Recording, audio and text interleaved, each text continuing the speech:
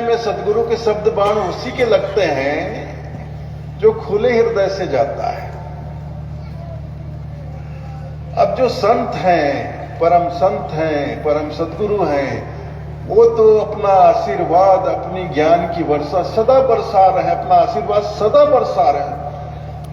ये इस तरह के बादल नहीं है जो 3-4 महीने की बरसात होती है, ये 12 मासी बरसात है। 12 महीने इनका आशीर्वाद बरसता रहता है, संतों का, सदगुरु का। ज्ञान रूपी वर्षा होती है, इनके मुखारबिंद से अमृत रूपी वर्षा होती रहती है। और ये वर्षा जब करते हैं तो भेदभाव नहीं करते किसी के साथ। जैसे बारिश में जब बरसात होती तो कोई भेदभाव, जो दामाखेड़ा में बारिश हुई या आपके गांव में बारिश हुई, कहीं भी बारिश होती है तो सभी जगह समान रूप से बरसती है। ऐसा नहीं होता कि दामाखेड़ा में बारिश हो रही है तो आदमी देख देख के उसके मकान पे या उसके खेतों में बरसती हो कि भाई ये आदमी बड़ा आदमी है, अमीर आदमी, इसके खेत में थोड़ा ज्यादा बरस जाऊं। ये तो छोटा मामूली गरीब आदमी, उसकी थोड़ा बहुत बरस जाता हूं उसके खेत। भाई ये तो करोड़पति का घर है तो इसके घर में थोड़े अच्छे से बरस जाऊं, और ये तो गरीब की झोपड़ी है, इसमें बरसू ना बरसू क्या फर्क पड़ता। ऐसा भेद ये बारिश नहीं करता है। जब बरसता है तो समान रूप से बरसता है, एक समान बरसता है। लेकिन बहुत से लोगों के अंदर ये शिकायत रहती है, बहुत से लोगों के अंदर, कि संत महात्मा तो भाई अमीरों के ही संत हैं, ये गुरु लोग तो अमीरों के ही गुरु हैं, ये तो अमीरों को ही आशीर्वाद देते हैं, पैसे वालों को ही आशीर्वाद देते हैं, हम गरीबों को कौन पूछता है। तो ये बहुत बड़ी भूल है आपकी, बहुत बड़ी भूल है आपकी। आप जीवन में बहुत बड़ी गलती कर रहे हैं। जो संत होते हैं उनके भीतर कोई भेदभाव होता ही नहीं। अवधू भेक से भेद है न्यारा, साहब कहते हैं। जो जीवन के, दुनिया के तमाम भेदों को भेद लेता है वही असली भेद कहलाता है। जब तक जीवन का एक भी भेद भेदने से रह जाए, वंचित रह जाए, तब तक वह सच्चा भेक नहीं, भेक अर्थात साधु संत, वो नहीं बन सकता।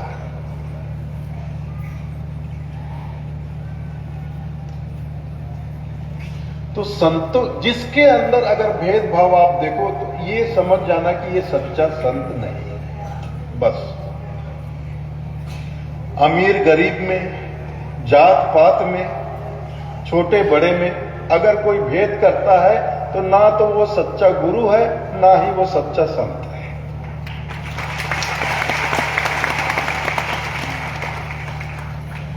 और जो सच्चा संत होगा, सच्चा गुरु होगी, सच्चे सद्गुरु होंगे, वो कभी किसी के साथ भेदभाव नहीं करेंगे। अगर यही आपका हिसाब किताब, यही मानदंड है आपका कि भाई गुरु लोग तो अमीरों के घर में ही जाते, तो फिर आप सदगुरु हमारे साहब को भी यही कहोगे कि देखो हमारे सदगुरु कबीर साहब भी कितना भेदभाव करते, किया है हमारे साथ। उनके तो कितने गरीबों भक्त रहे होंगे, लेकिन गए तो किसके घर गए? करोड़पति धर्मदास जी के ही घर गए और बरसों रुके। हम गरीबों के घर कहां रुकते हैं, कहां आते हैं? अब यही आपकी सोच ऐसी, तो अपने साहब के बारे में भी यही सोचोगे आप? क्या लगता है सोचने में? सोच सकते हो। अपने साहब को भी, अपने मालिक को भी आप कोस सकते हो, बिल्कुल कोस सकते हो। सदगुरु कबीर के तो हजारों भक्त हैं, लेकिन गए तो किसके घर गए? व्यापारी धर्मदास साहब के घर गए, जिनके पास 600 बरस पहले 56 करोड़ की संपत्ति थी। उनके घर पर गए, उनके गृह में गए, वहां वर्षों निवास किए। तो साहब कबीर धर्मदास जी साहब के गृह में गए तो उनकी धन संपत्ति को देखकर नहीं गए, उनकी भाव और भक्ति को देखकर गए।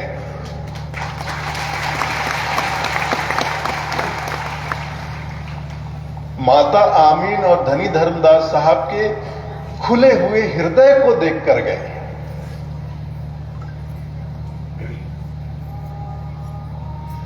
उनके अंदर जो जिज्ञासा थी, उस जिज्ञासा को देखकर गए। परम पूज्य गुरुदेव पंचश्री हजूर गिरिंद मुनि नाम साहब अक्सर सत्संग में ये बात कहा करते थे कि हर ज्ञानी गुरु को एक विवेकी शिष्य की तलाश होती है जीवन में।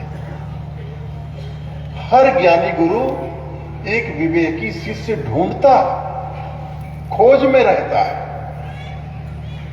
कोई योग्य विवेकी शिष्य मुझे मिले तो मैंने अपने जीवन में साधना से, चिंतन से, मनन से जो ज्ञान प्राप्त किया है वो मेरे शरीर छोड़ने के बाद मेरे साथ ही ना विलुप्त हो जाए। शरीर तो जाएगा ही जाएगा, लेकिन इतने वर्षों मैंने जो तपस्या करके, जो चिंतन मनन करके, मैंने जो अपने अनुभव से जो ज्ञान प्राप्त किया है वो नष्ट ना हो जाए। कोई मुझे ऐसा मतलब योग्य पात्र मिले शिष्य के रूप में जिसके अंदर मैं अपना सारा अनुभव ज्ञान उंडेल सकूं। जो मेरे अंदर ज्ञान भरा हुआ वो सारा ज्ञान मैं योग्य शिष्य, विवेकी शिष्य के अंदर डाल दूं ताकि मेरे जाने के बाद वो इस ज्ञान को आगे बढ़ाता रहे और संसार के लोगों को उसका लाभ मिलता रहे। और एक बात देखिए, गुरुदेव एक बात और कहते थे, जब तक किसी सच्चे गुरु को, किसी सच्चे संत महात्मा को विवेकी शिष्य नहीं मिलेगा तब तक उस सदगुरु के और कितने भी बड़े संत महात्मा हो उनका ज्ञान बाहर निकलेगा ही नहीं, बाहर आएगा ही नहीं। पात्र चाहिए, सामने पात्र हो तभी सदगुरु और सच्चे संत जो होते हैं अपना ज्ञान उंडेलते हैं उस पात्र में। अगर कुपात्र सामने हो तो बिल्कुल नहीं। पात्र कहीं से टूटा हो, फूटा हो। अब जैसे एक आपको मटका दे दूं, मटके में छेद हो, एक मटका, मिट्टी का मटका, और उस मटके के अंदर नीचे छेद हो, मैं आपको दे दूं और मैं कहूं लो भाई इसको भरो पानी से, ये रस्सी बाल्टी लो, कुएं से पानी निकालो, इसको भरो। हो सकता है मेरे के कहने के कारण, भाई साहब की आज्ञा है तो मेरे के कहने के कारण 2-4 बाल्टी निकाल कर आप भर भी दोगे कि साहब ने कहा भाई चलो भर देते हैं। लेकिन 2-4-10 बाल्टी के बाद वो झल्ला जाएगा, आप झल्ला जाओगे। साहब आप मुझसे इस फूटे हुए बर्तन में पानी कैसे रुकेगा साहब? कितना मैं निकालूं पानी, 10 बाल्टी तो निकाल के डाल चुका, एक बूंद भी तो ठहरता नहीं, सब नीचे छेद से निकल के बह जाता है। और कितना बाल्टी डालूं, कोई फायदा नहीं, मुझे बहुत मेहनत करनी पड़ रही और मेरी मेहनत बेकार जा रही है। तो बात यही है ना, योग्य पात्र सामने आए तब तो सच्चे संत उनको अपने ज्ञान से भरे। अब फूटा हुआ पात्र लेकर सामने आकर बैठ गए तो गुरु जो सदगुरु होते हैं, संत जो होते हैं, वो अंधे थोड़ी ना, वो तो देख रहे हैं। तो फूटा हुआ पात्र हो तुम, एक छेद क्या, जगह जगह छेद है तुम्हारे उस पात्र में। जितना भी मैं उसको अपना अनुभव ज्ञान दूंगा, एक भी ज्ञान उसके अंदर रुकने वाला नहीं, सब बाहर बह जाने वाला है। एक भी ज्ञान उसके हृदय में ठहरने वाला नहीं। जाएगा कान से, बोलूंगा वो कान से जाएगा जरूर, लेकिन रुकेगा नहीं, सब बह जाएगा, इंद्रियों से बह जाएगा। एक कभी एक कान से सुनो तो इस कान से निकल जाएगा, कभी दोनों कान से सुनो तो जबान से निकल जाए। एक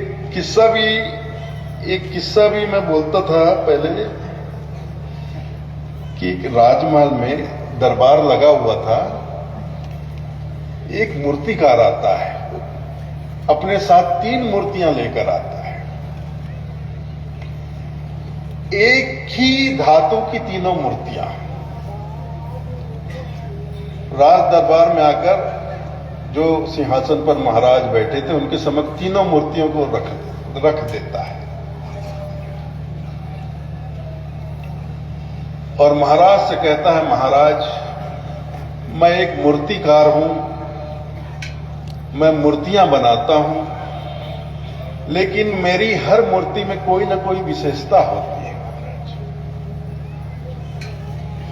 और जो मेरे इस कला को परख लेता है वो मुझे मेरी कला का उचित दाम देता है, और जो नहीं परख पाता है वो मेरी कला का उचित मूल्य नहीं लगा सकता।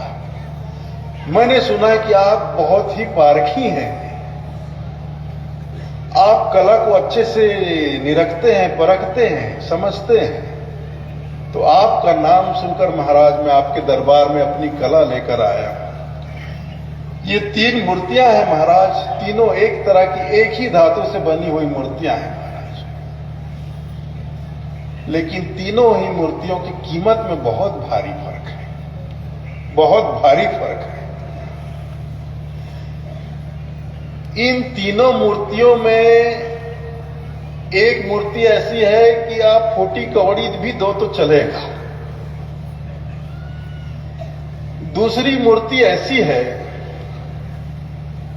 कि 1000-2000 सोने के सिक्के भी दे दिए तो भी मैं संतुष्ट हो जाऊंगा, लेकिन इन तीनों में एक मूर्ति ऐसी है महाराज जिसका आकलन तो आपको ही करना है, उसकी सही कीमत तो आपको ही परख कर लगानी पड़ेगी महाराज, अनमोल है। तो दया करके इन मूर्तियों को परखिए महाराज। अब राजा महाराज जो बैठे थे वो भी सोच में पड़ गए, दरबारी जितने थे वो भी सोच में पड़ गए, दिखने में हूबहू एक जैसी, हूबहू एक जैसी, एक ही धातु की मूर्ति, लंबाई में, चौड़ाई में, बनावट में बिल्कुल कोई फर्क ही नहीं, एक कोई सुई के बराबर भी किसी मूर्ति में फर्क नहीं, एक तरह ही नजर आ रही है। लेकिन कलाकार कह रहा है भारी फर्क है, और ये भी कह रहा है एक मूर्ति की आप फूटी कौड़ी भी दो तो चलेगा, और एक मूर्ति की कीमत 1000-2000 चांदी के सोने के सिक्के दे दिए तो भी मैं संतुष्ट हूं, लेकिन एक मूर्ति महाराज अनमोल है, उसकी कीमत आपको ही लगानी पड़ेगी परख कर। सारा दरबार सोच में पड़ गया, सबकी माथे पर लकीरें खिंचाई, ऐसी क्या बात है, दिखने में तो बिल्कुल एक जैसी है, अब इसे परखे कैसे, कौन सी मूर्ति फूटी कौड़ी के बराबर है, कौन सी मूर्ति 1000-2000 चांदी सोने सिक्के के बराबर है, और कौन सी मूर्ति है जिसे ये अनमोल बोल रहा है, कैसे परखे, कैसे जांचे। तो राजा ने कुछ दरबारियों से कहा, देखो भाई थोड़ा परखो, जांचो, परखो। तो उन्होंने कहा मूर्तिकार से कि भाई हम मूर्ति को छू कर देख सकते हैं, ठोक बजा कर देख सकते हैं? हाँ बिल्कुल, उठा कर देख सकते हैं? हाँ बिल्कुल, देखिए आपको जिस तरह से परखना है आप परखिए। तो कई दरबारियों उस मूर्तियों को उठाकर देखा, ठोक कर देखा, कई तरह से परखा, लेकिन वो नहीं जान सके कि इन तीनों मूर्तियों में क्या फर्क है। फिर उस राज्य के जितने विद्वानगण, ज्ञानी जन दरबार में बैठे थे, महाराज ने उनकी तरफ इशारा किया, वो लोग भी उठकर गए, उन्होंने भी जांचा, परखा, वो भी नहीं जान पाए, वो भी फर्क नहीं पहचान पाए। अंत में महाराज ने जो राज्य के सबसे बुजुर्ग, सबसे अनुभवी जो मंत्री थे, महामंत्री थे, उनसे निवेदन किया। सबने तो देख लिया, जांच लिया, परख लिया, कोई इन मूर्तियों का भेद नहीं जान पाया। कृपया अब आप ही इन मूर्तियों को जांचे परखे। आप ही इस राज्य के सबसे वरिष्ठ और बुद्धिमान और बहुत ही ज्ञानी महामंत्री हैं, जो हमारे बाप दादाओं के समय से इस राज सिंहासन में महामंत्री के रूप में विराजमान है। तो जो बुजुर्ग महामंत्री थे, वास्तव में वो बड़े बुद्धिमान थे, बड़े ज्ञानी थे। उनके अंदर परख की क्षमता थी। वो भी जाकर मूर्ति को देखे, चारों तरफ से देखे, ठोक कर देखे, उठाकर देखे। फिर एक सैनिक से कहा, लोहे की पतली तार लेकर आओ, 1 हाथ लंबी, 1.5 हाथ लंबी लोहे की पतली तार लेकर आओ। तो कुछ ही मिनट